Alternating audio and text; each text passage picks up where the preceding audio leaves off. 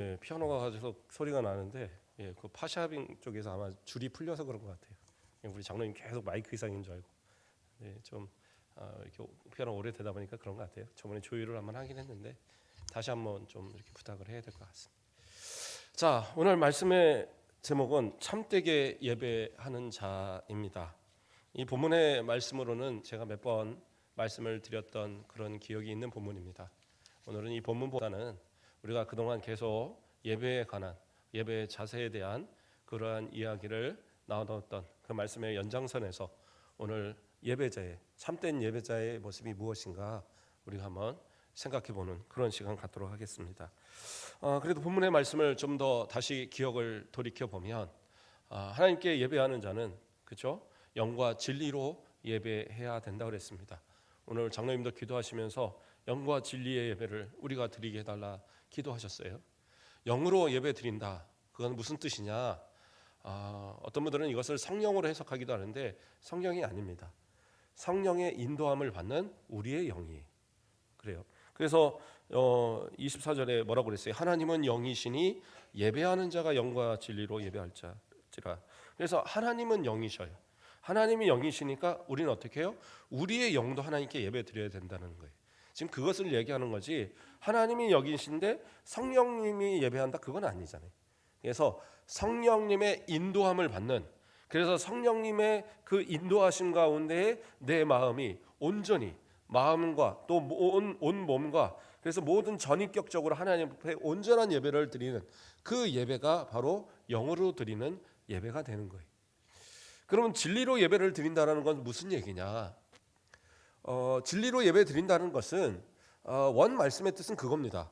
그러니까 하나님께서 말씀하신 하나님의 말씀에 합당한 하나님이 가르쳐 주시는 방법에 합당한 그러한 예배, 그러한 예배를 드리라는 건데 그래서 구약에서는 양을 잡고 소를 잡고 염소를 잡고 비둘기를 잡고 그래서 하나님 앞에 예배를 드렸어요. 그러나 우리는 신약에서는 그렇게 예배하지 않습니다.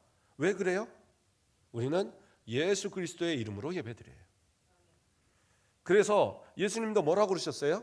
나는 길이요 진리요 생명이니 자신을 진리라고 말씀하셨고 나로 말미암자고는 아버지께로 갈 자가 없다고 분명하게 얘기하셨어요.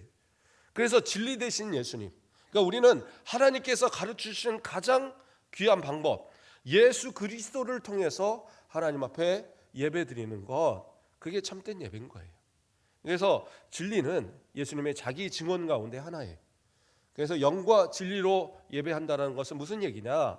우리가 예수 그리스도의 이름으로 하나님이 받으실 만한 하나님이 기뻐하실 만한 가장 그러한 준비된 그러한 마음 우리의 몸과 영혼을 다해서 하나님 앞에 전인격적으로 드리는 그 예배가 하나님이 받으시는 예배라는 그러한 말씀이에요. 그렇다고 하면 우리 성도들은 하나님 앞에 영과 진리로 예배 드리고 계십니까? 진짜 하나님 앞에 집중하여 하나님 오늘 이 예배는 하나님이 기뻐 받으신 줄 믿습니다. 그러한 마음으로 진짜 하나님 앞에 예배를 드린 그러한 모습이 과연 우리 가운데 얼마나 있는지 진짜 예배를 사모하고 진짜 이 자리를 앉아서 이곳에서 예배 드리는 것이 너무나도 마음에 뭐라고 그럴까요? 사모함이 있어서 정말 예배 드리는 것이 기쁨이 되고 감사가 되고 영광이 되는 그러한 모습이 과연 우리에게 얼마나 있는지 오늘 아까 딱 올라와서 앉아 있으니까 우리 조선정 원사님하고 딱 눈이 마주치는데 우리 조선정 원사님의 눈이 그렇게 이쁜지 몰랐어요. 눈웃음으로 저한테 막 보내면서 저 왔다고 저도 너무 기쁘고 평상에서 얼마나 사모함이 있었겠어요. 지난주에 가서 뵀는데 목사님 지난주는 가려고 했는데 다음 주에는 꼭 가야 되는데 그렇죠. 그런 사모함 하나님 앞에 와서 예배드리고 하나님께 영광 돌리는 이 시간이 그렇게 사모함으로 과연 우리는 얼마나 생각하며 살아가는가. 그러한 마음을 가지고 영과 진리로 예배하는 그러한 성도 그 예배를 하나님은 받으시고 그러한 예배자를 참된 예배자를 찾으신다라는 거예요. 그동안 예배에 관련된 예배 자세에도 여러 번 얘기를 쭉 해왔는데 오늘도 그 예배의 자세 예배자가 가져야 될 마음에 대해서 한 3가지 정도 우리가 또 생각해 보고자 합니다. 먼저는 예배자는 어떠한 모습이 있어야 되느냐? 예배에, 우리가 드리는 이 예배에 진짜 마음을 다하고 정말 정성을 다해서 그 집중하고, 그리고 그 주어지는 말씀을 경청하는 그런 자세가 있어야 돼요. 어떤 분들은 예배에 와서 앉았다가 돌아가는 것이 그게 예배를 다 드린 것처럼 생각을 해요. 물론 앉았다만 가는 것도 은혜입니다. 예. 그 시간 세상 나가서 놀고 먹고 그렇지 않고 이 시간 나와서 하나님 앞에 앉아 있다라는 거, 그 자체만으로도 분명히 은혜는 은혜인데, 근데 더 큰 은혜, 또 하나님이 받으시는 참된 예배자의 모습은 뭐냐? 하나님의 주시는 말씀에도 귀를 기울이고 경청할 수 있는 그러한 모습이 있어야 된다는 사실이에요. 하나님께서 예레미야에게 정말 그 멸망의 순간이 얼마 남지 않은 이 남유다를 향하여서 경고의 말씀을 계속 전하게 하셨고, 또 그 경고의 말씀을 성전에 가서 전하게 하십니다. 예레미야서 26장 2절 말씀을 보면 여호와께서 이와 같이 말씀하시니라. 너는 여호와의 성전 뜰에 서서 유다 모든 성읍에서 여호와의 성전에 와서 예배하는 자에게 내가 내게 명령하여 이르게 한 모든 말을 전하되 한마디도 감하지 말라. 이렇게 말씀하고 있어요. 한마디도 감하지 말라. 그러니까 말씀을 전하는 목회자는 정말 하나님의 말씀을 가감없이 전해야 돼요. 이 말씀을 하면 우리 성도들이 싫어할까? 이 말씀을 들으면 혹시 누군가 실족하는 건 아닌가? 이 말씀을 들으면 그 집사님 교회 안 나온다고 그러면 어떡하지? 이런 마음을 가지고 설교해서는 안 돼요. 단위에 서서 설교하는 목회자는 하나님의 말씀, 주시는 말씀에 따라 정직하게, 그리고 준비한 말씀들을 정말 진실하게 증거하는 것이 목회자의 모습이어야 됩니다. 그래서 이 말씀을 듣는 성도들, 그 성도들이 들었을 때 이 말씀을 통해서 하나님의 말씀이구나, 이 말씀이 내게 주신 하나님의 말씀이구나 하고 받을 수 있도록 그렇게 최선을 다해서 모든 것을 가감없이 증거해야 돼. 그러면 성도들은 어떻게 해야 되느냐? 모든 설교가 나에게 은혜될 수는 없잖아요. 때로는 목사님 나하고는 안 맞는 설교인데, 어떤 분들은 목사님 시대가 이런데 어떻게 그런 설교를 지금도 하십니까? 이렇게 말하는 분들도 있다란 말입니다. 그런데 하나님의 말씀은 1000년이 지나도 2000년이 지나도 3000년이 지나도 그 말씀은 변하지 않아요. 그 말씀은 1000년 전에 2000년 전의 성도나 지금 우리 성도들이나 동일하게 은혜 받아야 할 말씀이고, 그 말씀은 우리가 준행해야 될 하나님의 명령입니다. 이 말씀을 대언하여 전할 때에 성도들은 아멘으로 받으셔야 돼요. 목회자가 무슨 사리사욕을 위해서 설교하는 거 아니잖아요. 뭔가 이득이 되고자 하는 그런 마음으로 설교하는 거 아니에요. 하나님의 말씀이 가감없이 증거되기를 원하는 그 말씀으로 전할 때에 때로는 내 마음에 흡족하지 않아도, 그래요, 전하는 자가 좀 개떡같이 전할지 몰라도 그 가운데 말씀을 통하여서 하나님의 말씀이 전해질 때 그것을 아멘으로 받아야죠. 그래서 예레미야가 이 말씀을 전할 때 그들의 반응은 어땠느냐? 그리 좋지 않았어요. 예레미야서 26장 16절 말씀을 보면 죄송합니다. 그 26장 16절 그 이전에 어떤 말씀이 있느냐면 이스라엘의 그 제사장들, 또 선지자들, 그리고 모든 백성들이 그 예레미야의 말을 들으면서 분노해요. 분노해서 뭐라고 얘기하냐면 내가 반드시 죽어야 하리라, 이렇게 얘기를 해요. 그러면 예레미야 선지자가 전한 말씀은 뭐였느냐? 이스라엘 백성들이 회개치 않으면 하나님께서 이 땅을 멸하실 거라는 그러한 내용이었어요. 그러니까 우리가 이 성이 다 회파되고 우리가 다 멸망한다는 얘기냐? 그러니까 너는 반드시 죽어야 할 것이다. 그렇게 이제 화를 내는 거예요. 그런데도 불구하고 예레미야는 굴하지 않고 하나님의 말씀을 또 전하여 계속 얘기합니다. 회개치 않으면 결국엔 하나님께서 이 땅을 멸하실 수밖에 없다. 내가 하나님의 이름으로 전하는데 너희가 분노하는 게 왜 그러냐? 그러면서 책망하면서 계속 말씀을 전합니다. 근데 놀라운 역사가 일어나요. 방금 읽으려고 했던 예레미야서 26장 16절에 가보면 뭐라고 얘기하느냐? 고관들과 모든 백성이 제사장들과 선지자들에게 이르되 이 사람이 우리 하나님 여호와의 이름으로 우리에게 말하였으니 죽일 만한 이유가 없느니라. 처음엔 하나님의 말씀을 들을 때에 그들이 다 반감을 가졌어요. 모든 백성들도 반감을 가졌고 그 귀족들도 반감을 가졌고 제사장과 선지자들 무리들이 다 반감을 가졌어요. 그런데 제사장과 이 선지자 무리들은 여전히 아직도 반감을 갖고 있는데 누가? 고관들과 또 함께 있던 모든 백성들이 처음에는 막 분노했던 그들이 저가 하나님의 이름으로 하나님의 말씀을 전하는구나. 근데 왜 우리가 저에게 분노해야 되느냐? 그 말씀을 들어야지. 이렇게 마음이 변화됐더라는 거예요. 하나님의 말씀은 그러한 역사가 있어요.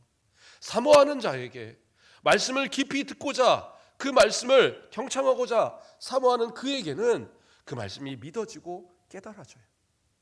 그러나 말씀을 안 믿겠다고 마음을 먹으면 그 말씀은 결코 믿어지지 않습니다. 성경에 나오는 거 어느가 하나 믿어지겠어요.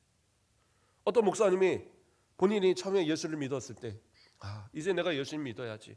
그러려면 성경 한번 읽어봐야지. 그래서 성경을 읽었더래요. 성경을 읽다 보니까 왜 이렇게 추한 얘기가 많은지, 무슨 바람핀 얘기, 살인한 얘기, 뭐 그런 얘기들이 너무 많더라는 거예요. 그래서 한 장 한 장 한 장 찢었다 보니까 나중에 성경이 3분의 1도 안 남더라는 거예요. 내 마음 가운데에 하나님의 말씀에 대한 사모함이, 경청함이, 그 말씀에 대한 그러한 순종함이 없으면 하나님의 말씀은 그저 세상 이야기밖에 되지 않아요. 그러나 그 말씀 가운데 이것이 내게 주시는 말씀이고 내게 경고하시는 말씀이고 내게 회개하라고 또 주시는 이 말씀이라 여겨서 말씀을 받고 회개할 때에 하나님 어떻게 해요? 나를 용서하시고 말씀의 사랑을 깨닫게 하시고 말씀을 통하여 확고한 구원의 그러한 믿음을 허락하시는 역사가 있다란 말이에요.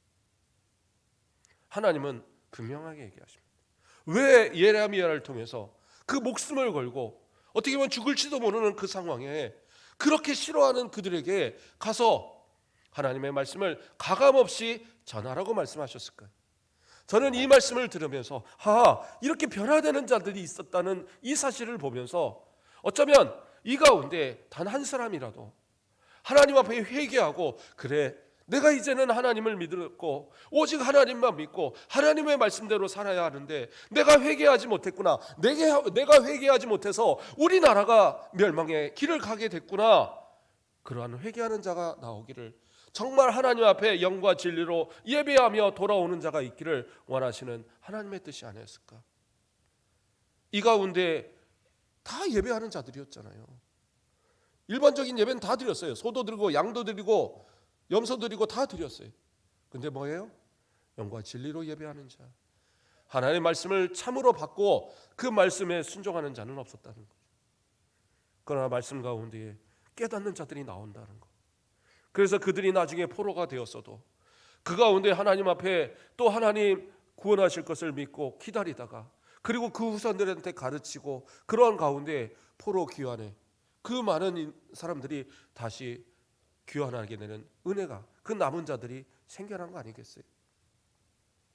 저와 여러분들 하나님 어쩌면 이 시간 말씀을 통해서 우리 모두가 다 구원받고 모두가 다 아멘으로 은혜 받기를 원하시지만 그러나 그 가운데 지금 한 사람 정말 말씀을 들어야 할 바로 나를 위해서 지금 이 말씀을 하고 계시지 않는가, 그것을 생각해 보길 바랍니다.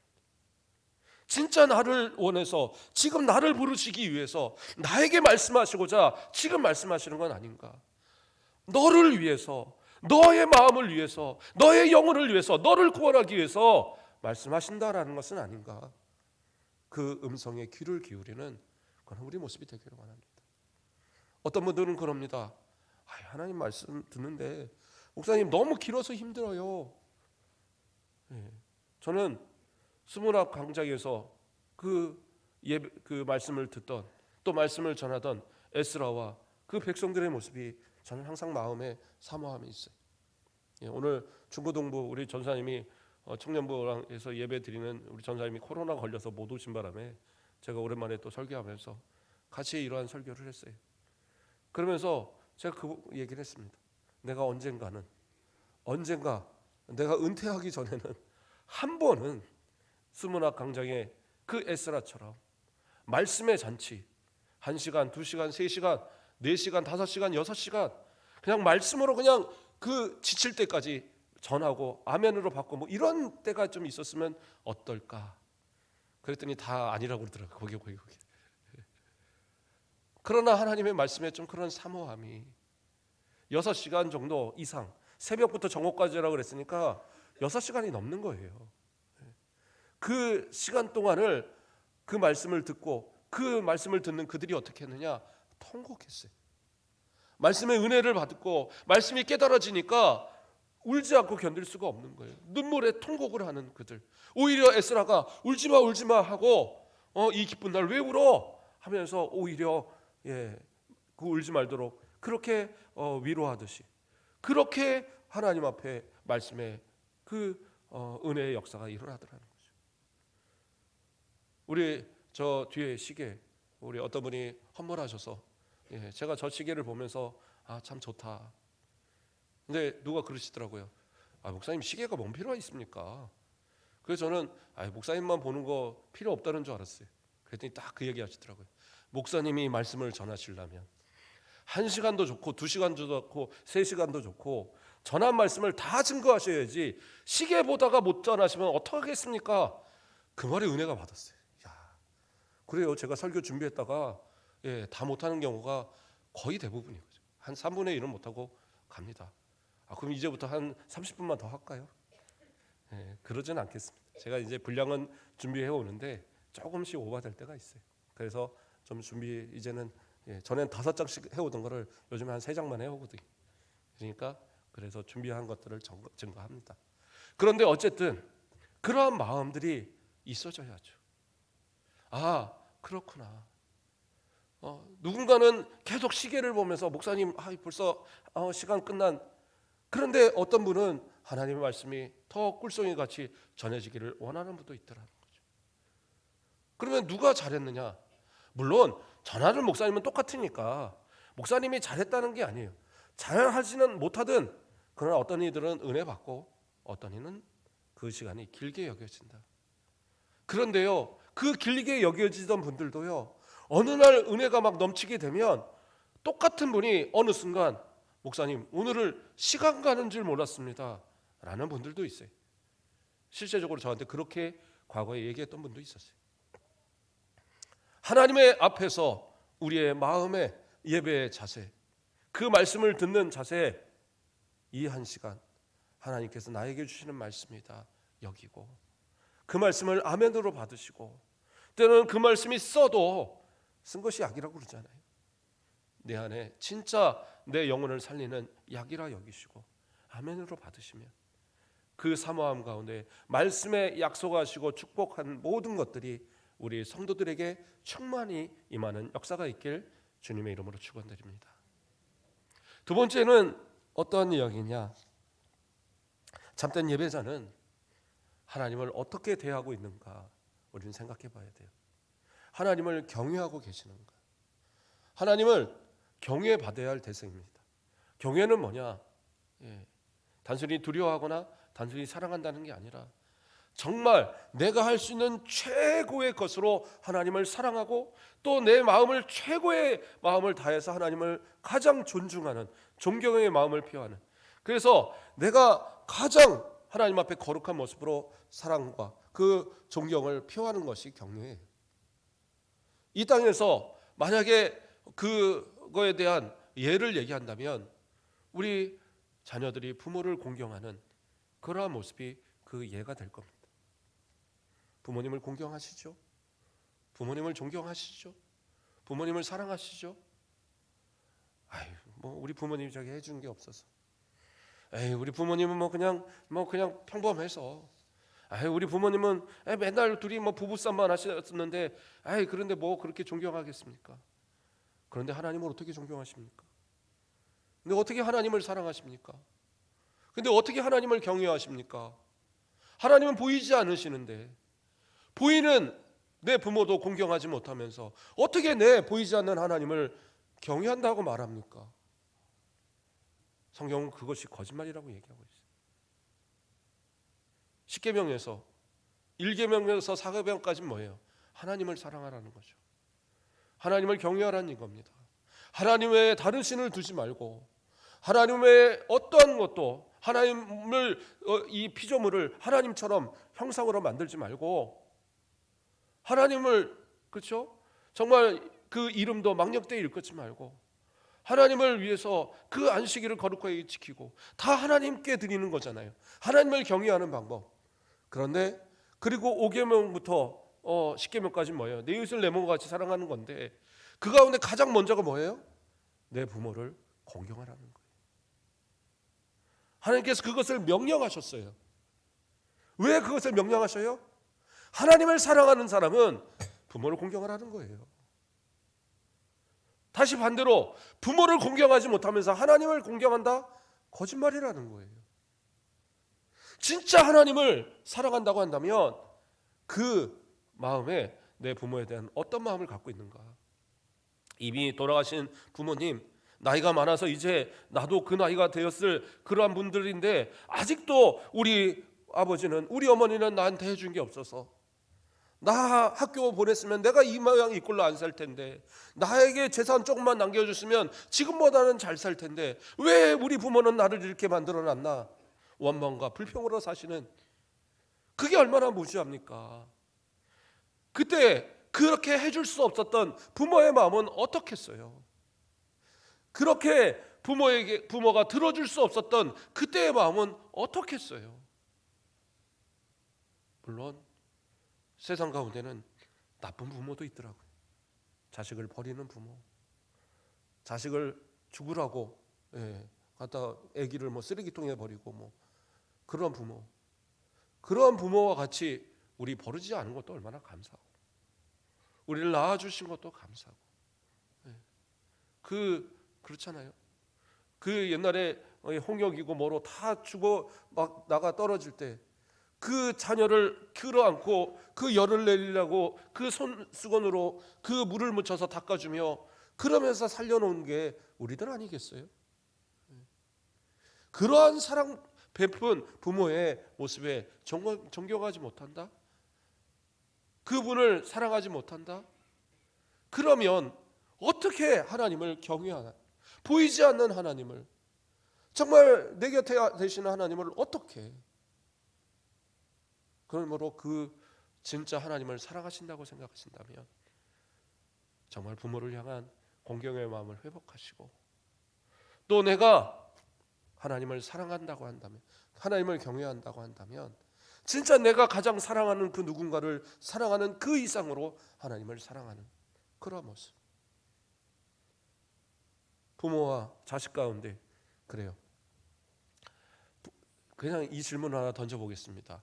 부모에게 쓰는 돈과 자녀에게 쓰는 돈, 어느 것이 더 많이 들어가시고 계십니까? 저도 자녀에게 쓰는 돈이 더 많이 들어갑니다. 그게 우리의 모습이죠. 그러면 다시 한번 질문을 바꿔보겠습니다. 자식한테 쓰는 돈이 아까우십니까? 안 아까우죠. 그러면 부모에게 쓰는 돈은 안 아까우십니까? 아까운 마음도 있었던 모습이 있었다면 내가 부모에 대한 공경이 뭔가 잘못된 것은 아니었나. 부모에게 드리는 것을 자식에게 주는 것보다도 아까워하는 그런 마음이었다면 하나님 앞에 드리는 것이 어떻게 마음에 기쁨이 되고 감사가 될 수 있겠어요? 어떻게 정직한 11조를 드리며, 어떻게 정직한 감사를 드리며, 어떻게 내가 삶에 하나님 앞에 드리는 것이 기쁨이 되고 즐거움이 되는 모습이 되겠어요? 안 될 수밖에 없죠. 내가 사랑하는 자녀에게 그 사랑하는 그 모든 것 아낌없이 베풀듯이 내 부모에게도 그러한 모습, 그러한 사랑의 모습, 존경의 모습, 공경의 모습이 있어야 되고, 그 모습, 그 이상으로 우리는 하나님 앞에 나아오는 그 모습이 있을 때 그것이 진짜 경외의 모습이에요.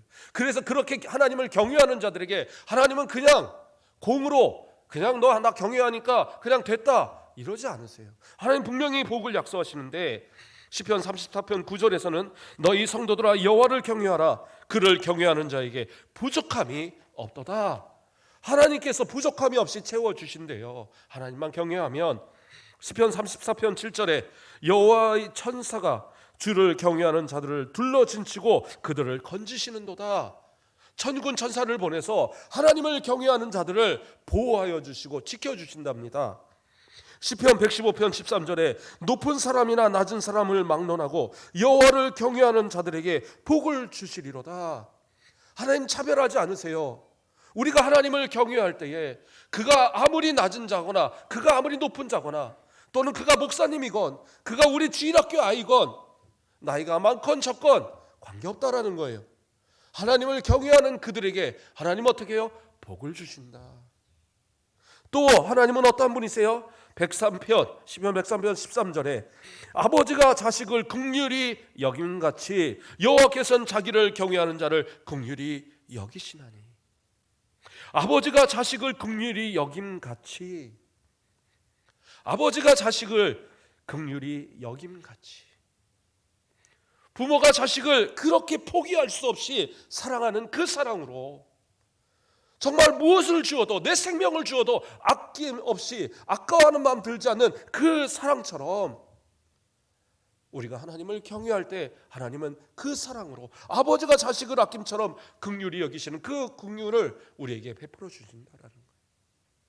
우리 아버지시니까. 자신의 아들 독생자까지도 아낌없이 내어준 우리 아버지시니까. 그런데 우리는 그 하나님 경외하라는 그 말 한마디를 제대로 지키지 못하고 살지는 않는가. 그렇다면 우리는 하나님 앞에 이 경외의 마음을 회복하셔야 돼요. 그래서 하나님이 보시기에 복 주시기에 긍휼히 여기시기에 지키시기에 그 은혜 주시기에 결코 합당치 못한 그런 모습이 아니라 더 많은 것으로 주시고자 하는 그러한 아버지가 자식을 긍휼히 여긴 것이 긍휼히 여기심을 받는 그러한 우리들이 되어야 된다는 사실이. 하나님 앞에 나오는 자 하나님을 경외해야 됩니다. 한 가지만 더 살피겠습니다. 하나님께 예배드리는 것은 하나님이 원하시는 방법. 아까 진리에 대한 것이 그거라 그랬죠. 예수 그리스도를 통해서 하나님 앞에 예배하는 거다. 궁극적으로는 그게 맞는데 그 진리로 예배한다는 그 말은 뭐예요? 하나님의 뜻에 합당한 예배를 드리는 거예요. 하나님의 가르쳐 주신 방법과 그 말씀의 그 뜻대로 그것을 드리는 예배. 솔로몬이 하나님 앞에 1,000번제를 드렸습니다. 그래서 그가 하나님 앞에 지혜, 구한 지혜도 받고 또 구하지 않은 부와 명예와 권세를 다 받았어요. 전무후무한 지혜의 왕으로 지금까지도 기록된 그가 솔로몬 왕입니다. 그런데 이 솔로몬 왕이 하나님 앞에 그 1,000번제를 드리는 그 장면에 대한 구절에 좀 이상한 부분이 하나가 나와요. 열왕기상 3장 3절을 보면 솔로몬이 여호와를 사랑하고 그 아버지 다윗의 법도를 행하였으나 산당에서 제사하며 분향하였더라. 뭔가 좀 이상하죠? 아니 우리가 보통 이 매끄러운 문장이라면 솔로몬이 여호와를 사랑하고 그의 아버지의 법도를 행하였으며 산당에서 제사하며 분향하였더라 이렇게 해야 되잖아요. 그런데 여기서 번역이 뭐로 나와요? 법도를 행하였으나. 이건 뭐예요? 부정적인 얘기가 이어지는 거예요. 그러니까 하나님께서 원래 원하시는 것은 솔로몬이 산당에서 예배하고 분향했던 그 모습을 하나님이 원하시는 게 아니었다라는 거예요. 그러나 이때는 불가피한 때였어요. 그렇기 때문에 하나님께서 그래도 그 제사를 받아주셨던 거예요. 왜 불가피했느냐? 이때는 아직 성전이 완공되기 전입니다. 그래서 이 예루살렘 성전에서 예배드릴 수가 없었어요. 그리고 그 전에 이 다윗의 성에 이 하나님의 교회가 오기 전에 그 교회는 어디 있었어요? 원래는 실로에 있어서 실로의 그 하나님의 장막에 그 하나님의 궤가 모셔지고 지성소에서 그 모셔진 그곳에 그 밖에서 분향단에서 그 제단에서 거기서 하나님 앞에 그 노제단에서 거기서 제사를 드렸어야 되거든요. 그래서 모든 백성들이 그 와서 하나님 앞에 제사를 드려야 하는 그랬는데 그 하나님의 궤가 어떻게 됐어요? 그 엘리 제사장의 두 아들 홈니와 비느하스가 그 하나님의 궤를 끌고 전쟁에 나갔다가 이거 끌고 나가면 우리가 분명히 이겨. 그리고 끌고 나갔다가 어떻게 해요? 블레셋에게 뺏겨버렸잖아요. 그래서 블레셋에 이렇게 돌고 돌다가 그게 어디로 갔어요? 그 아비나답의 집으로 갔죠. 거기서 20년을 보내고 그리고 또 옮기다가 잘못해갖고 다시 오베데돔의 집에서 거기서 3개월 있고 그리고 다윗성으로 옮겨졌어요. 근데 다윗성까지 옮겨진 기간을 학자들이 계산해 보면 약 70년의 시간이랍니다. 그리고 이 다윗성에 옮긴 뒤로부터 그 뒤에 어떤 사건이 있었냐면 우리아의 아내 바세바를 취한 그러한 사건이 있었어요. 다윗이. 그리고 그 첫 번째 가졌던 아기는 죽었고 그 다음에 두 번째 가진 아기가 누구예요? 솔로몬이에요. 그러면 솔로몬이 왕위에 올랐을 때 나이가 몇이냐면 20살입니다. 20살 정도로 봐요. 그리고 그가 이 성전을 건축하기 시작한 게 그 이태 두 번째 해가 지난 때예요. 그리고 나서 성전은 몇 년을 걸렸어요? 7년을 걸렸어요. 이래저래 계산해 보면 하나님의 이 궤를 모신 자리에서 예배 드린 것이 100년이 넘도록 없었던 거예요. 못했었어요. 그러니까 불가피하게 제단을 쌓고 각각의 자리에서 예배 드릴 수 있었다는 거죠. 그래서 그 가운데 가장 큰 이 기브온 산당, 예루살렘 근처에 있는 이 기브온 산당에서 솔로몬도 제사했던 거예요. 그래서 그 불가피함은 인정하셨어요. 하나님이 그래서 거기서 예배하는 모든 거 다 인정하셔서 받아주셨는데, 그런데 성경은 분명하게 얘기합니다. 그것이 옳지 않았다는 뉘앙스로 얘기하고 있어요. 왜 그래요? 민수기에 보면, 민수기 33장에 보면 하나님께서 모세를 통해 이스라엘 백성한테 명하실 때 너희들이 저 가나안 땅에 들어가면 그곳에서 모든 신상, 우상들 다 없애버리고, 그러면서 마지막에 나오는 것이 뭐냐면 산당들을 다 없애라고 나와요. 물론 거기서 말하는 산당은 우상한테 제사 드리는 산당이겠지만, 이스라엘 백성들은 가나안에서 우리가 사사기를 오후에 살피고 쭉 살폈는데 이 사사 시대를 지나면서 어떻게 했느냐? 그 산당들을 없애지 않고 그 산당에서 바알을 섬기면서 그 바알이 하나님인 것처럼 그렇게 섬겼단 말이에요. 그래서 하나님과 바알을 막 겸하여 막 섬기는 이러한 죄악의 모습을 했던 그것이 이스라엘 백성들이거든요. 하나님은 그걸 아시기 때문에 산당을 아예 없애라고 강력하게 경고하신 거예요. 그런데 이때는 어떻게 해요? 하나님의 궤가 빼앗겼고 또 제대로 자리를 잡지 못했기 때문에 하나님께 제사할 수 없으니까 어쩔 수 없이 여기저기다가 산당을 만들었다 이거예요. 그것만큼은 그래요, 괜찮다는 거죠. 하지만 그것이 하나님이 원래 원하시는 건 아니었어요. 그래서 하나님의 성전이 세워지고 나면 어떻게 해요? 하나님의 성전에서만 예배했어야 되잖아요. 제사했어야 되잖아요. 그런데 솔로몬도 그리고 그 당시에 많은 이 백성들도 굳이 예루살렘까지 가서 예배하는 것이 얼마나 불편한가. 그래서 자기들이 만들어 놓은 산당에서 예배하고 나중엔 거기다가 바알을 놓고 거기다가 아세라를 놓고 거기다 다곤을 놓고 그러면서 하나님과 우상을 겸하여 섬기는 이러한 죄악들을 범하고 있었다는 거예요. 하나님은 하나님께 예배하는 그러한 모습에 있어서 하나님의 법도를 따라 하나님의 명령을 따라 예배하는 것을 원하세요. 우리가 코로나로 3년에 가까운 시간 예배다운 예배를 드리지 못하는 그러한 우리 한국교회의 모습이었습니다. 물론 우리 성도들 마스크를 끼고라도 새벽에도 나오시고 수요일도 나오고 계속 그렇게 오후 예배 드리고 우리는 정말 예배를 열심히 잘 드려왔어요.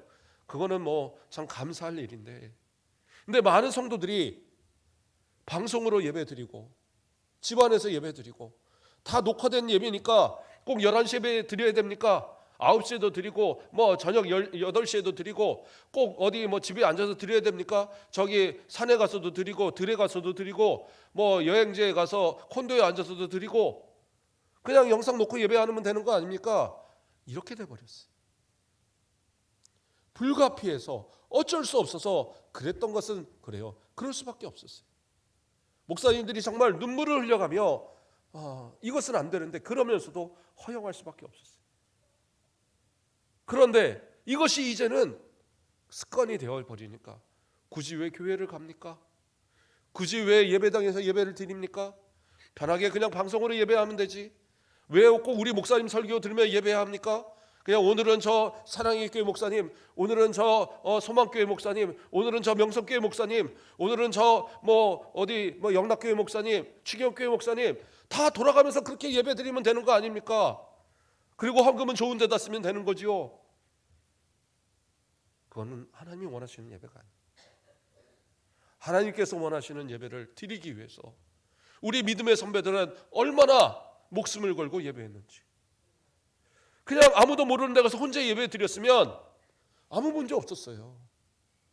그러나 하나님 앞에 예배 드리기 위해서 모여서 예배했기 때문에 핍박도 당했고, 로마에서도 그 죽이겠다, 십자가에 못 박겠다 그 협박이 있고, 짐승의 밥으로 던져지는 그 가운데서도 하나님께 모여 예배해야겠다는 그 마음으로 어떻게 해요? 지하 그 묘지 그 넓은 자리에 모여서 몰래 예배하던 그런 모습이죠. 어쨌든 예배자로, 어쨌든 예배의 모습으로 하나님 앞에 서려고 했던 그 모습이죠. 오늘날 우리도 회복되어야 될 모습이다라는 것. 하나님은 지금도 영과 진리로 예배하는 자를 찾으십니다. 오늘 그 예배자가 바로 내가 되어지는, 저와 여러분이 되어지는 우리가 되기를 원합니다. 하나님을 경외하십시오. 하나님의 기뻐 받으실 만한 하나님의 방법대로 예배하십시오.